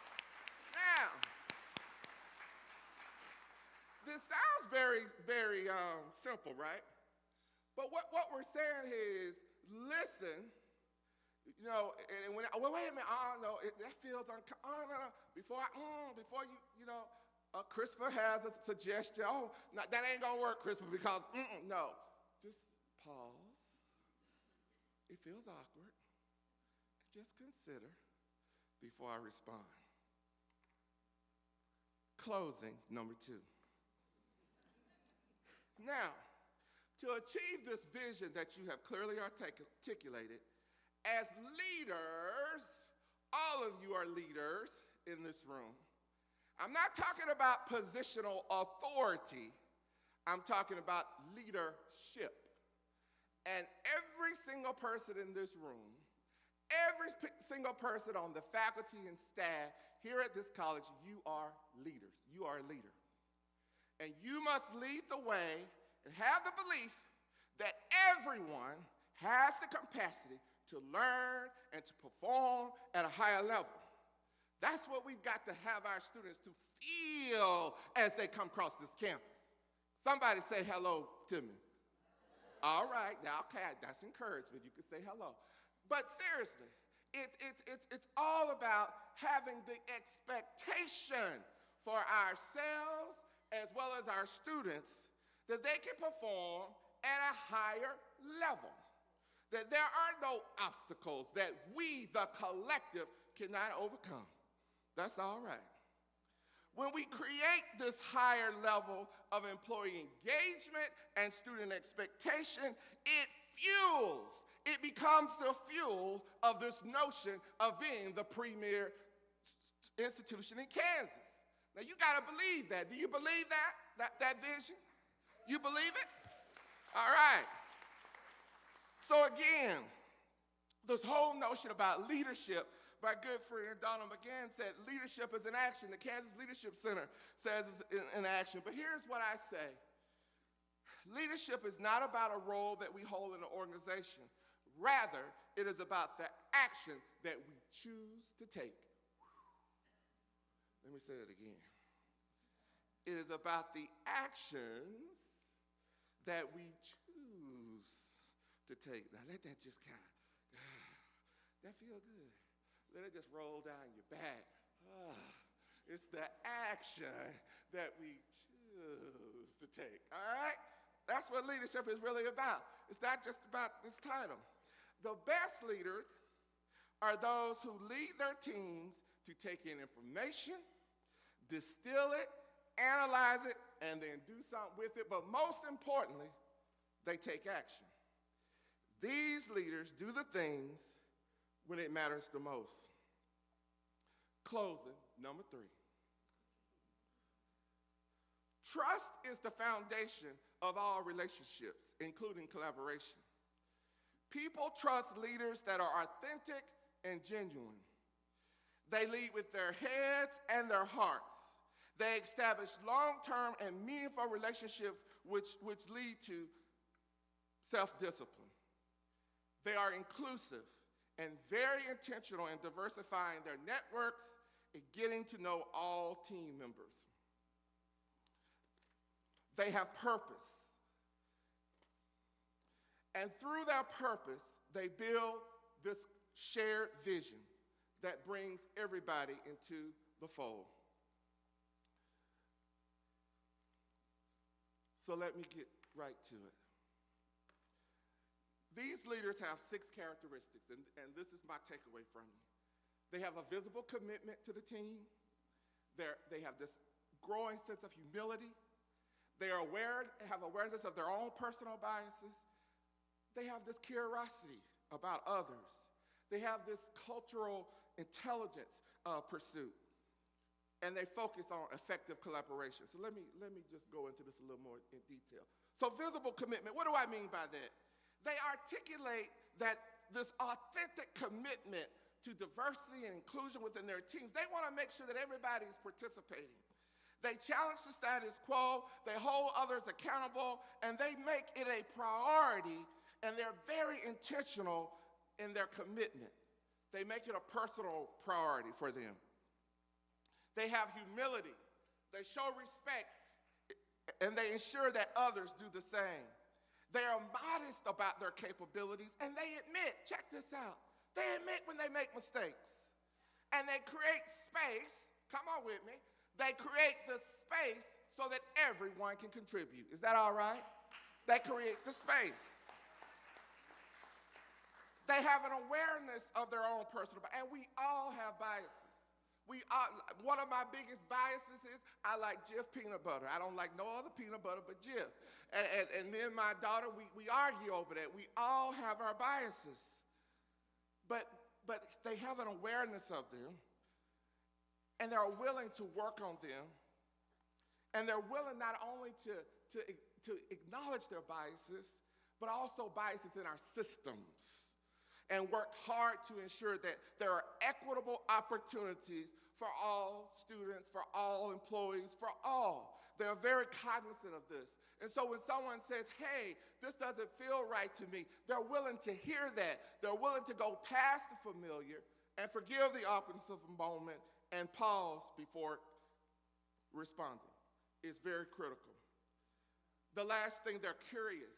They're curious about others. They demonstrate an open mindset with deep curiosity about others, listen without judgment, and seek with empathy to understand those around them.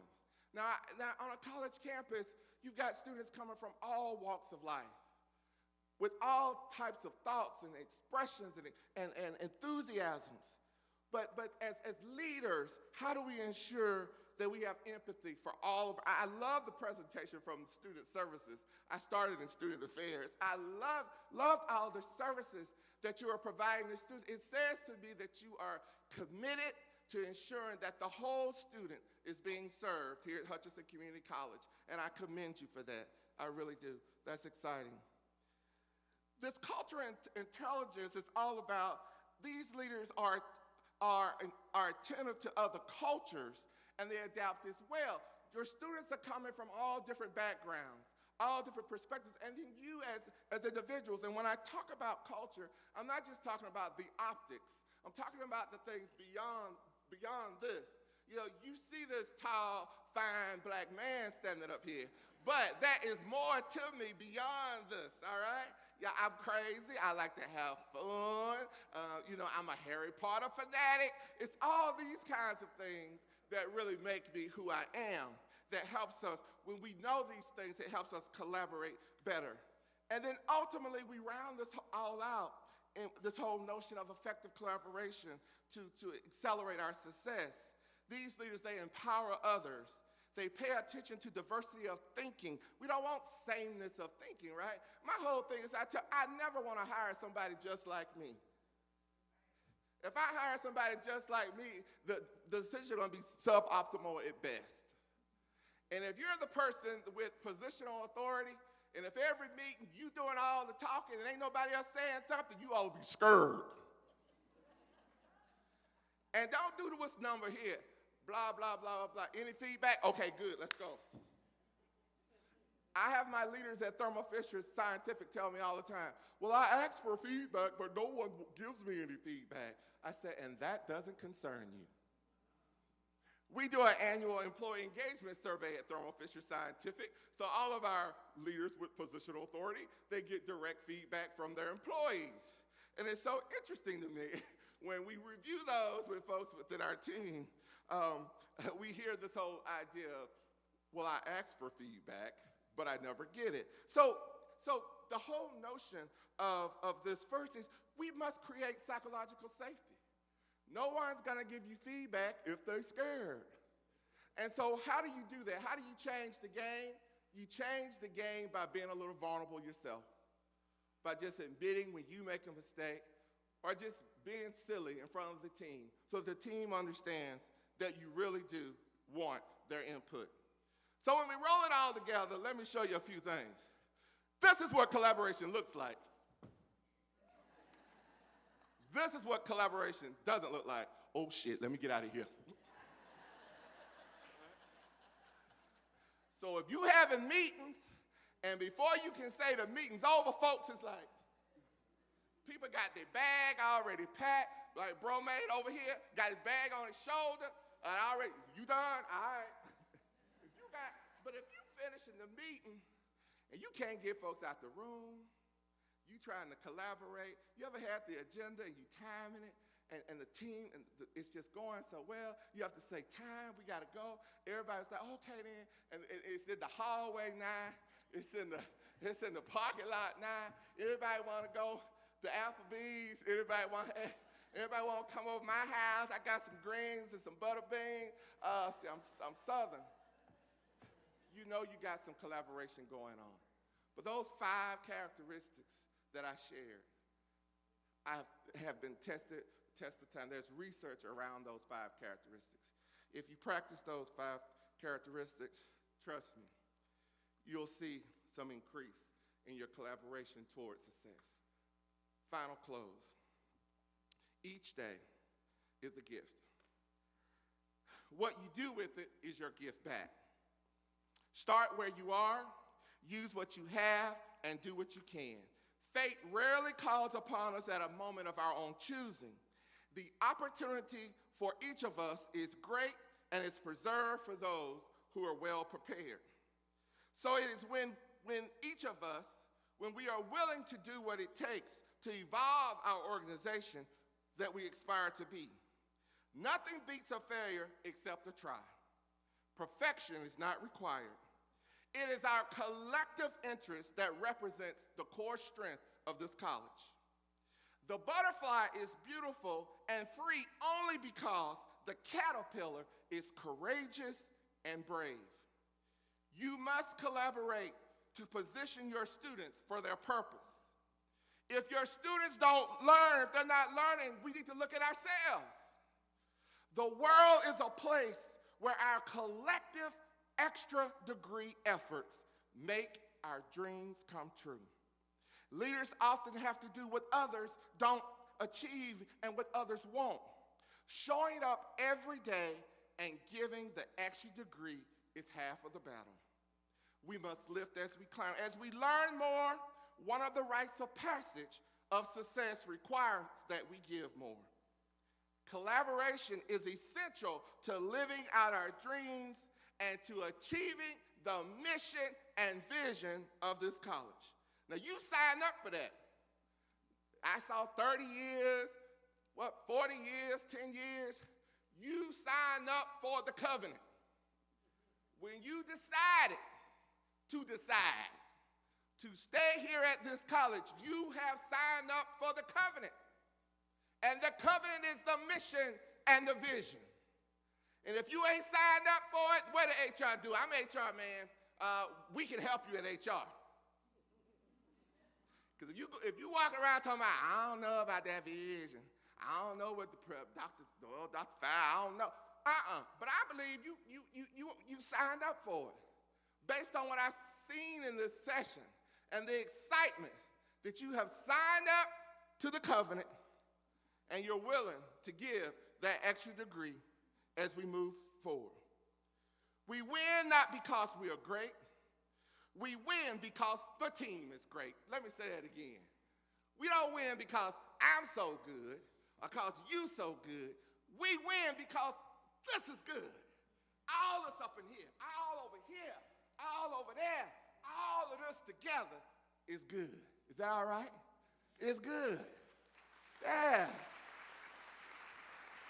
Feel good, don't it? Yeah, all of y'all together is good. So I want to encourage you. I understand it can get challenging. And I understand the time that we're living in, particularly at the Kansas legislature.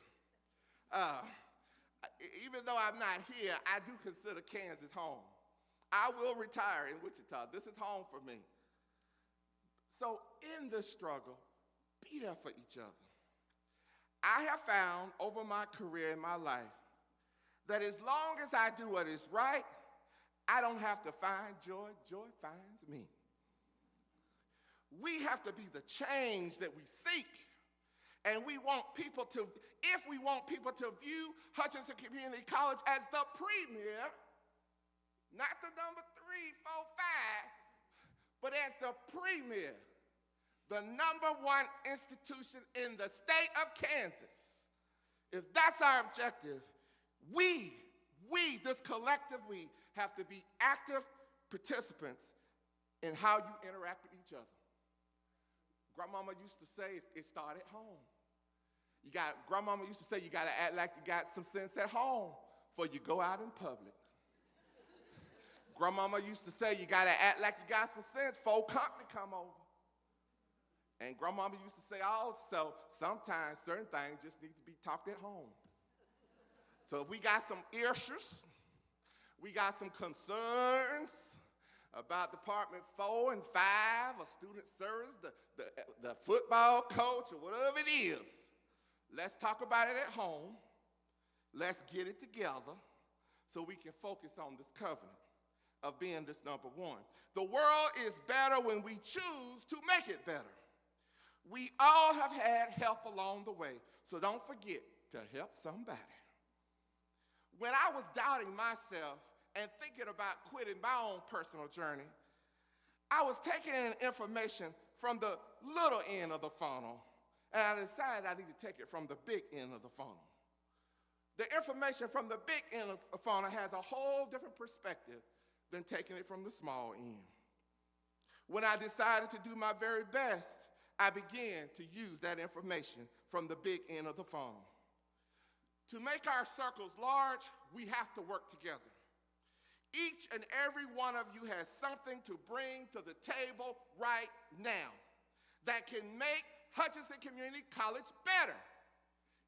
Every single one in this room. Now, my HR colleague said something that was funny to me, but at the end of the day, you were the best when you were selected. We didn't hire you because you was like number 15 on the list. We hired you because you are the best. You are the best faculty members, the best student affairs professionals, the best coaching staff, the best custodial team, the best administrative assistants. You are the best, and that is why you were selected, because you're the best. And so with that, we bring that together each and every day to make HutchCC Community College a better place. Now, in case you're wondering, well, what else can I do? Let me share some thoughts. I'm glad you asked that question. I'm going to leave you with this. First of all, you must expect the most of all students in your circle and help them to acquire the thirst for lifelong learning. That's number 1. You got to expect more out of the students. And I'm not just talking about the folks in the classroom. I'm talking about staff. I'm talking about administrative assistants, custodial, the grounds folks. I'm talking about everybody on this team. We got to expect more and encourage lifelong learning. That's 1. You must help them to be so good that they can replace you when it's time. Hello. That's what we got to do. The students will rise to the challenge. I'm a witness. I have found it to be true that a mind once expanded by great ideas never returns to its original dimensions. Let me say that again. A mind that's been expanded with great ideas, it never returns to its original dimensions. We stand on the shoulders of giants, not to be seen, but to see the best path to help those who must follow. And with that target of 212 degrees. You may not always be able to turn up the heat and hit the boiling point, but that doesn't mean that you shouldn't make the attempt. 211 can serve as the purpose, but 212 is the extra degree that will multiply success through collaboration. So if you are with me and agree, I ask that you stand to your feet at this time. And what I want you to do is I want you to look to your neighbor. And I want you to hear me say this wonderful quote by Dr. Maya Angelou. Remember this, people will forget what you said. Look at your neighbor. People will forget what you said. People will forget what you did. But people will never forget how you made them feel. Thank you.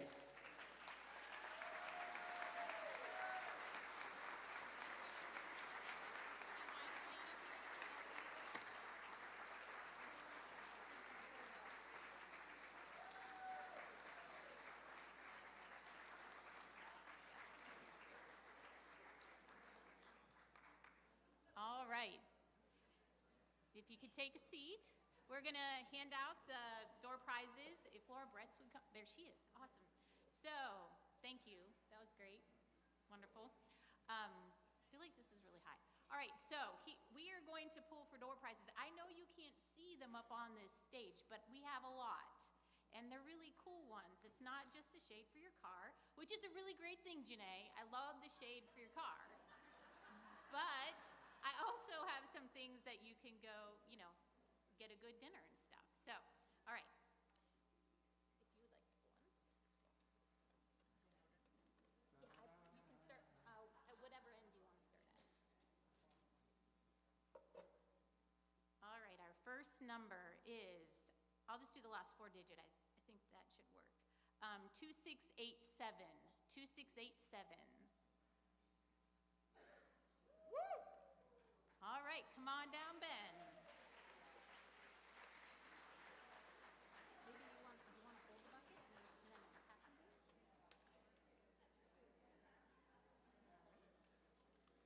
All right, we have 2678. Kind of risk. That's a good idea. 2781.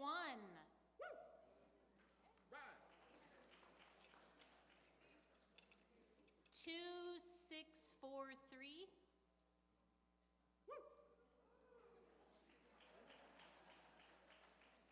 2663.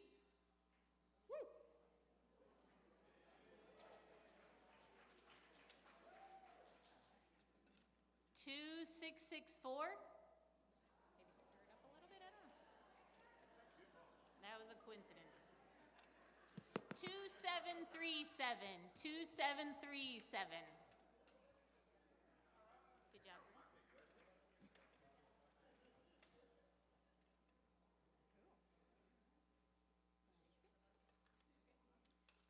2833.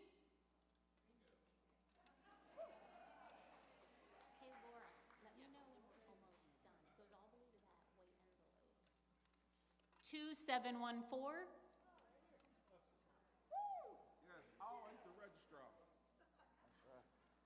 2732.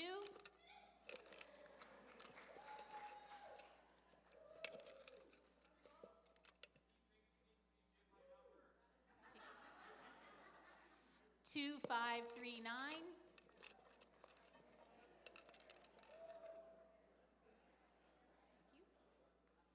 2784.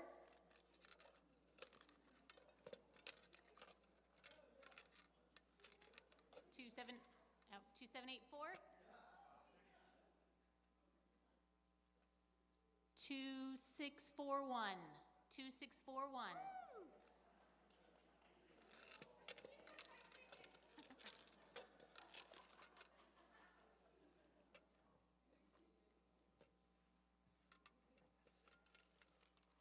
2817.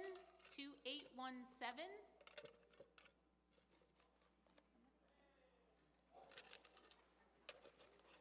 2832. 2832.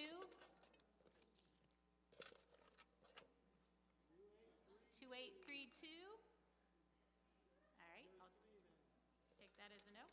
2702. 2702.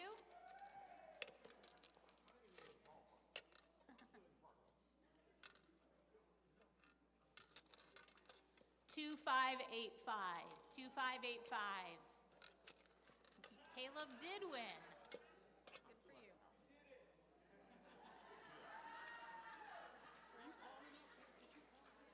I did not. 2656. 2656.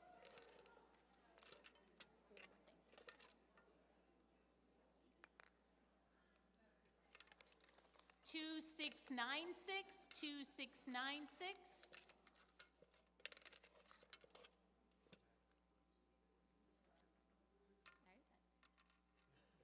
2561, 2561. Yeah. I think we have 3 more. 2652, 2652.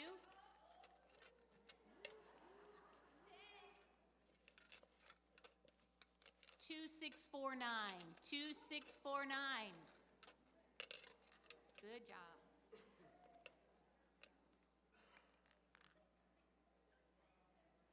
2599. Oh, is that the last one, Doctor?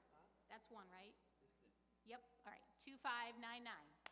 2599. Thank you. There you go. Congratulations.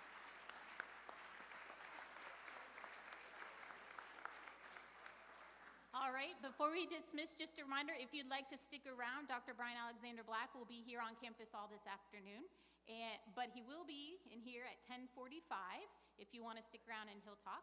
Otherwise, have a great day.